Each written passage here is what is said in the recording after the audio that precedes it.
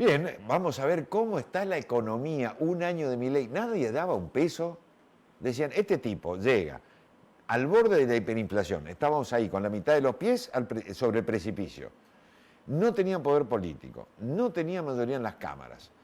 El kirchnerismo estaba dispuesto a demolerlo, dejó el campo minado y llegamos a un año de Milei y sigue midiendo arriba del 50%.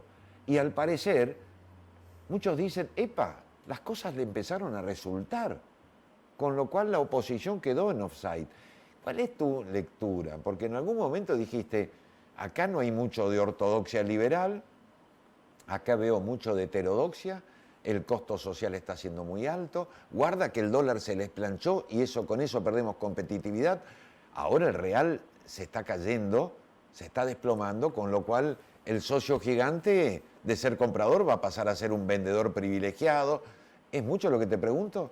No, a ver, que no haya habido mucho de, no sé si de ortodoxia liberal, para mí es bueno. O sea, si hubiese reventado el Banco Central, reventado el Estado, liberado el tipo de cambio, liberado el cepo, iba a ser una bomba. O sea, por suerte no hizo lo que prometió que iba a hacer. Hizo algunas cosas, liberó tarifas, por ejemplo. Hizo lo que nadie se animó a hacer y lo que había que hacer, que es sanear las cuentas del Estado.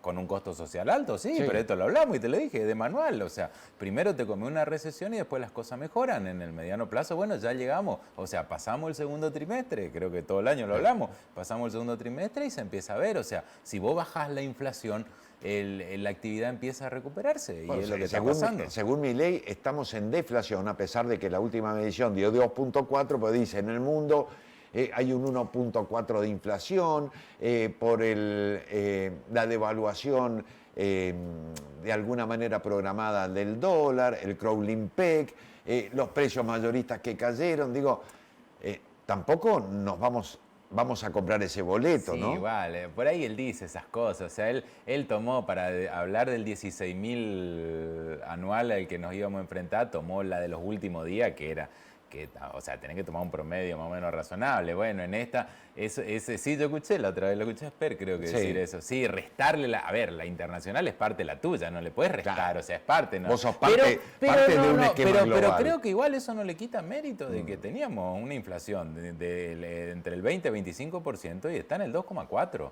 En un mes que incluso todos esperaban que siga estando por debajo del 3, pero no debajo del anterior, porque noviembre es un mes que se empieza a calentar un poquito la cosa. Y diciembre es un mes de aumentos estacionales. Sí, por eso mismo, pero realmente en eso yo creo que, o sea, en la parte de la baja de la inflación tuvo un éxito rotundo y lo tuvo por el camino tradicional, no el libertario. El camino tradicional, ¿cuál es? Tenés déficit y estás financiando con emisiones o inflacionario. Cortá tu déficit, cortá la emisión y ahí tenés la baja de la inflación. O sea, agarró el manual básico, sí. Lo releyó y lo aplicó. Una de las, quizá de las patas de la credibilidad que le atribuye la sociedad a Milei, quizás se tradujo en esto del blanqueo de dólares, no sé en cuánto cerró, creo que en 24.000. 24.000 millones aproximadamente. Si se suman bienes blanqueados se va casi a 40.000. Esta vez fue solo dinero. La de Macri fue de 100.000 y pico, pero porque habían sido bienes, ¿viste? Acá fue, lo cual es un número espectacular. Una sociedad incrédula con toda la casta política y las recetas probadas con anterioridad, haber blanqueado semejante... Por más beneficios impositivos que a vos te den, te perdono los impuestos a 10 años, si vos no confías en el país, y no confiar en Argentina es fácil. En un país donde te cambia la regla todos los días. Te especifica, te mete corralito, te mete plan Bonek, te mete cualquier cosa. O sea, realmente, o sea, ese también yo creo que es un signo muy bueno. O sea, la confianza que despertó, que se ve ahí, que la gente sacó su plata y la fue a depositar a los bancos, si bien ahora se está retirando, o sea, la gente sí. la va moviendo, pero hubo confianza de poner en los bancos y de que decir, esta vez no me van a afanar. ¿Qué pensás cuando algunos dicen que el programa de Milei en estos primeros meses puede llegar a convertirse en materia de estudio en las carreras de economía de algunas universidades del mundo? ¿Es demasiado? No inventó nada, te vuelvo a repetir. Como caso de estudio puede ser, o sea, yo tampoco revisé, él dice que es el ajuste más grande del mundo. Puede ser, o sea, es un ajuste. Muchos países, Irlanda, te puedo nombrar, sí. Chile, te puedo nombrar muchos países para llegar a la estabilidad. Lo de Irlanda se convirtió en un milagro a posteriori. Y bueno, pues es que así va a ser si esto sigue así. así va a ser si esto sigue así. Pero por eso te digo, no es que no hubo nada nuevo. Siguió la receta tradicional, que es la que hay que seguir. Es la que haces en tu casa. Si gano 400 no puedo gastar 500. Perfecto, y bueno, esa fue lo que hizo, solo que nadie se animó a hacerla. Macri no se animó a hacerla, tenía toda la intención. El mundo le apoyó a Macri para que lo haga, bueno, porque pero el ingreso de capitales que había en la época de Macri, no lo tuvo. Macri también era casta. Encima hasta eso es loable porque Milei no tuvo la confianza que tuvo Macri. El mundo lo abrió así. Los capitales entraron, la apreciación cambiaron en la época de Macri, fue porque Macri tuvo muy buen manejo internacional y lo supo aprovechar para traer capitales, pero nunca ajustó el Estado. Tuvo todo para ser un buen presidente y no lo fue. Y nunca se animó a los grupos de presión que estamos acostumbrados. O sea, es más, le fueron ganando la cancha, Grabois no era nadie antes de Macri y de golpe Macri por miedo o por tratar de convivir o no mostrarse tan gorila le fue dando planes y así terminó. Cuando querían poner pauta, porque vos tenés que ir fijándote una pauta, o sea, que los aumentos de salario pautados no se disparen, pues si vos vas a dar aumento ahora del 100% para el año que viene, no espere tener una inflación del 20-25%. Imposible. ¿Y cuál es tu expectativa de la inflación a partir de ahora? Digo, superemos diciembre, posiblemente estemos en un 2,4. Sí, pero no cambia la tendencia, porque diciembre es así, noviembre esperábamos que sea así, en realidad fue menos, incluso siguió bajando. Así que estamos hablando con este ritmo de una inflación de entre 25 y 30% en total para el 2025. Sí.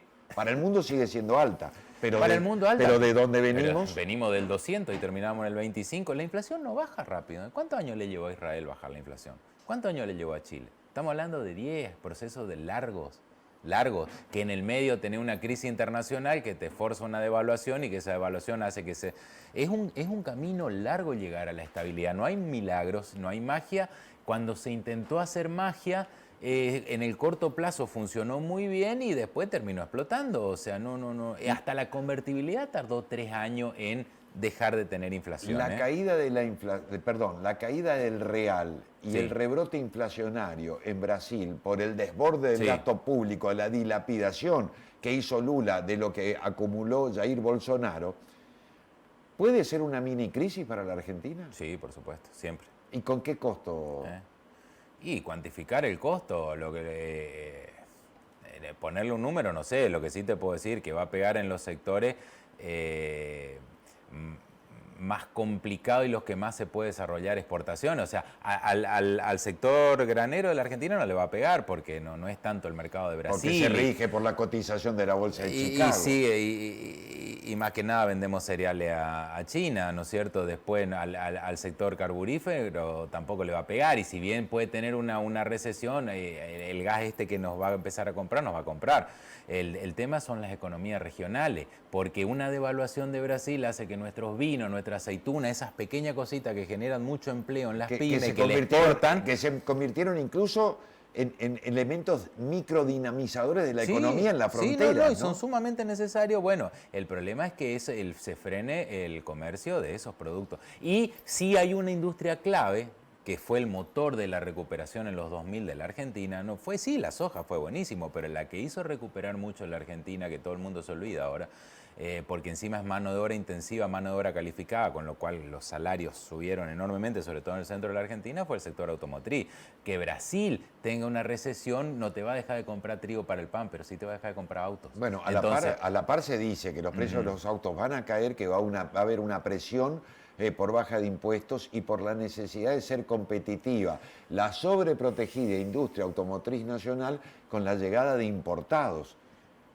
Bueno, ahí entramos a discutir el tema de que, o sea, todo bien, listo, dejemos aparte.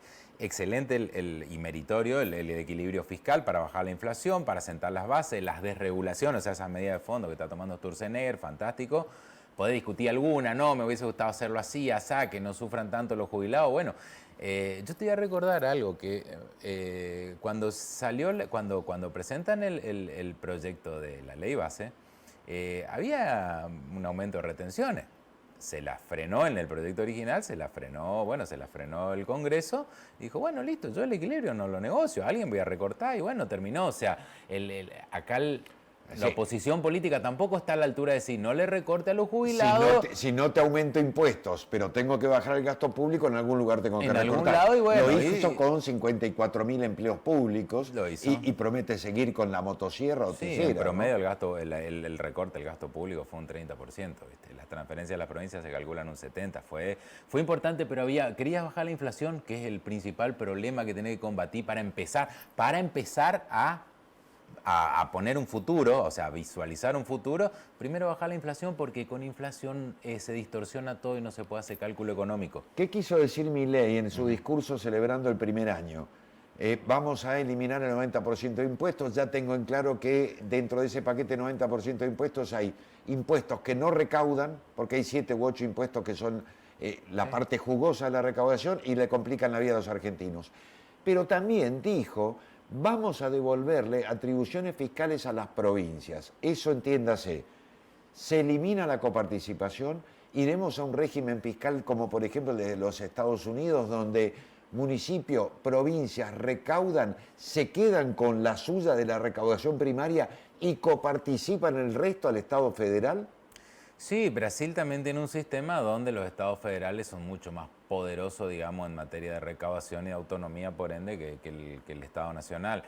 Es un sistema, y es lo que siempre se criticó en la Argentina, ¿no es cierto? Porque daba lugar a la ley del látigo y la chequera. El tema es que yo ahí ya no sé, veamos cómo funciona la política. O sea, ¿Pero crees que va en ese sentido? Y lo que pasa es que para tocar la ley de coparticipación, que es la que rige, digamos, la distribución de impuestos, vos necesitas unanimidad. Entonces, Bueno, eso no lo vas a lograr. Ahora, si elimino... no podés hacerlo por decreto. Pero si elimino... no es una facultad que puedas hacerla. Ya no me metería porque no soy... no es una de las facultades delegadas. No. Ahora, si dice el presidente, eliminamos la ley de coparticipación, le devolvemos a las provincias la atribución de ser los recaudadores primarios y por ende los que reciben su parte de la torta antes que mandarla al Estado central. Digo, ¿vos crees que puede correr algo así? ¿Qué gobernador se podría negar? Y ninguno. Bueno, Y Formosa, además, lo que va a Formosa generar, sí, recauda menos de lo que recibe. lo que va a generar ahí, pero esto estamos hablando a muy largo plazo, Alejandro. No es algo inmediato. Y aparte hay que, por eso, estás imaginando un escenario tan distinto y tan disruptivo a lo que tenemos. Un país ideal. Y va a ser, o sea, que es lo que nosotros vemos en Estados Unidos, ¿no es cierto? La competencia entre estados, va a ser la competencia entre provincias, o sea, los estados se van a pelear. Es lo que dijo Milei. Está buenísimo, porque los estados se van a pelear, ¿cómo se van a competir para que se radiquen? ¿Qué es lo que quiere una provincia? Que se radique en industria para generar empleo, actividad. Cada provincia va a querer ser la más linda en esos términos. Y son más lindas y la belleza es directamente proporcional a la baja de impuestos. Sé que me trajiste material, ahora lo vemos, pero Sí. tengo una pregunta para Sí. hacerte. Vamos a un país muy desigual también, porque en el futuro económico de la Argentina, el gran magneto de atracción son las provincias con recursos mineros e hidrocarburíferos. Quizá la pampa húmeda que tiene la gran producción granaria de la Argentina, pero provincias como Misiones que empezaron a atravesar una seria crisis en el sector yerbatero, en el sector tabacalero, hay una caída también de precios y por ende de producción y una paulatina caída del subsidio, llámese feto, como lo quieras llamar. El té dejó de ser negocio. El turismo en estas condiciones es más barato ir a Brasil que veranear en la Argentina. Hay provincias que la van a pasar muy mal mientras otras van a convertirse en una especie de jardín florido. A ver, primero yo te voy a... Vamos a derribar un mito. Primero, la desigualdad en sí no es algo tan malo. O sea, no es malo en sí la desigualdad. El tema es que en esa desigualdad, o sea, la riqueza, riqueza no porque un stock, pero el término académico, pero el ingreso, que es lo que hace, vos necesitas ingresos, Sí. si tenés más ingresos vas a vivir mejor y sos más rico. Bueno, el ingreso es algo que se crea generando valor. Entonces, el ingreso no, o sea, no es que los ricos son los que llegan primero a la fila y agarran la mayor parte y los pobres quedaron atrás, agarraron la parte más chica, eso no es así. O sea, vamos a los casos emblemáticos, Japón no tiene recursos, salió de una guerra y si bien está con problemas ahora, pero yo quisiera tener los problemas que tiene Japón y el nivel de vida que tiene Japón. A ver, entendamos algo, la riqueza se crea creando valor. Hay infinidad de casos de países que terminaron devastados por guerra, sin recursos, totalmente cerrados que un día dijeron vamos a empezar a crecer, ¿qué hay que hacer para crecer? Algunos tenían recursos, otros no, pero sí empezaron a crear valor que quiera el mundo salís comprar. a buscar lo que quiere el mercado. Bueno, esa es una cosa. Por supuesto que tiene una ventaja si tiene el recurso. Por supuesto que, pero es una ventaja inicial. O sea, Sí. lo que hace rico a los países no es la materia prima, es ¿Alguna vez la lo tecnología hoy. Alguna vez lo hablamos y me lo dejaste muy en claro. Me dijiste, ser rico en recursos naturales no equivale a ser un país rico. No, al contrario, porque te genera esta tentación del populismo de decir, bueno, ahí ya está la fuente, entonces me la propio yo, me la confisco yo, reparto un poco, así van quedando todo contentos, ¿viste? Y la manejo. A veces, o sea, para Japón fue mejor no tener recursos y hoy es lo que si hubiese tenido recursos y estaba ahí sacando petróleo y viviendo de la dádiva o estando como Venezuela. Y ya vimos cómo un país rico en recursos termina siendo parte de un populismo socialistoide empobrecedor que nos ¿Quiénes son conduce. ricos? Y Microsoft, o sea, Bill Gates, Elon Musk, ¿qué es lo que hacen? ¿Le roban a los pobres? No, crean cosas que la gente quiere comprar. ¿Cuántas propiedades o sea, tienen? entendés, Sí. pero crean cosas que la gente quiere comprar. ¿Qué es esto? Bueno, acá sí, por eso.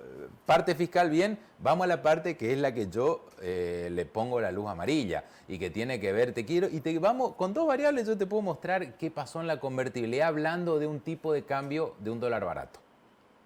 Convertibilidad, Convertibilidad. 1 a 1. 1 a 1. Desde el año 92, rapidito, mirá la línea, nomás no hace falta. Pero desde el año 92 en adelante, este rojito, que rojo porque está de 0 para abajo, Sí. o sea, esto es déficit, 5.000 millones, 8.000 millones, 10.000 millones, 3.000 millones, bueno, esto rojo es la cuenta corriente del país. Eso es gasto público. No, esto es que se importó más de lo que se exportaba y Saldo. de que nos íbamos todo a Brasil porque era baratísimo. Todo eso va acá en la cuenta corriente, o sea, exportaciones de bienes, exportación e importación, esto es el saldo de eso. Y, digamos, y remesa, pero más que nada exportación e importación de bienes y servicios. O sea, todos los años con un dólar atrasado tuvimos déficit de dólares. ¿Cómo aguantamos 10 años con esto? Acá ya llegamos al 2002 que se revirtió la cosa. ¿Qué hicimos en el camino? Vendimos las joyas de la abuela, privatizamos. Bueno, esas joyas de la abuela están en la cuenta capital. En la cuenta capital que acá, ¿qué pasó? En los primeros años hasta el 95 entró mucha inversión por las privatizaciones, porque Argentina cambiaba, porque un país emergente atrae muchas inversiones porque, wow, hay mucha oportunidad de negocio que un país con una economía madura. Entonces entraba mucha plata que cubría lo que gastábamos yéndonos a Brasil para que la gente se ubique. Entraba más de lo que salía. Que acá y comprando celulares japoneses en ese momento, ¿no es cierto? Entonces, pero entraba por un mecanismo que no es permanente como este. Acá entraban inversiones. 95 se cayó esto, lo que entró fue por FMI, por préstamos, que figura acá arriba. Sí, acá cayó porque entramos en crisis, pero esto apenas nos recuperamos 96, 97, otra vez volvimos a comprar mucho más de lo que vendíamos al exterior y volvíamos a irnos más a Brasil y esto se iba agravando. Y esto cada vez, si vos lo desarmás, esta plata que financia, porque estos son dólares, esto Sí. vos lo tenés que financiar, necesitas dólares. Los dólares para financiar esto ya habíamos privatizado todo, ya la economía empezaba a mostrar. Esto es endeudamiento. Y nos agarró el tequilazo, la crisis de los tigres del Asia. Y bueno, y un día explotó. ¿Qué es lo que te quiero decir con esto? Nunca hay magia. Y yo acá te digo, todo bien con la parte fiscal, pero la parte fiscal, y es un ancla, ojalá hubiésemos tenido, porque muchos dicen que no, el problema en la convertibilidad fue fiscal. No fue fiscal, fue que se fueron muchos dólares, se siguieron yendo dólares, y un día los dólares que entraban por la parte de inversiones y de deuda, y dejaron de entrar. Y el día que dejaron de entrar los dólares, que fue este fatídico 2001, que te fijás lo que cayó la cantidad que fue negativo, porque ya el FMI no nos prestó más, porque ya nadie invertía más en la Argentina, explotó. Entonces, hay un tema que a mí me vuelve a llamar la atención, que es con un dólar barato, esto ocurre no este año, porque la recesión fue tan grande que Vamos a se crecer importó. por rebote. Y el año que viene tampoco aparentemente, pero a partir del otro año yo no quisiera ver esta historia, porque puede durar 10 años, pero termina mal. Ahora, yo te pregunto, dólar barato, nos vamos todos a Brasil. Sí. Dólar sin cepo. Las filiales argentinas comienzan a reportar dividendos a las centrales. ¿Qué te parece que va a pasar con estas, Rayid? ¿Se van ahí? Y hay que hacer entrar los dólares para cubrir esto. Y todavía no sabemos cuál es la receta para evitar algo que ya nos pasó. Y acá está el resultado. Esto lo trae el Ministerio de Economía, está la cuenta corriente, están los datos. Y esto es así, o sea, acá vos sumás y restás y te das cuenta que nos quedamos sin reserva. O sea, si vos acá gastás más que lo que te entra acá, en un momento te quedás sin reserva. Si terminás sin reserva, pum, fin de la convertibilidad. Diciembre de 2001. Diciembre del 2001. Guille, gracias. Si te No, encontrás por con favor. el Guille del año... ¿Eh? Si te encontrás con el Guille del año 91, decile que compre dólares y que los guarde, que no los gaste.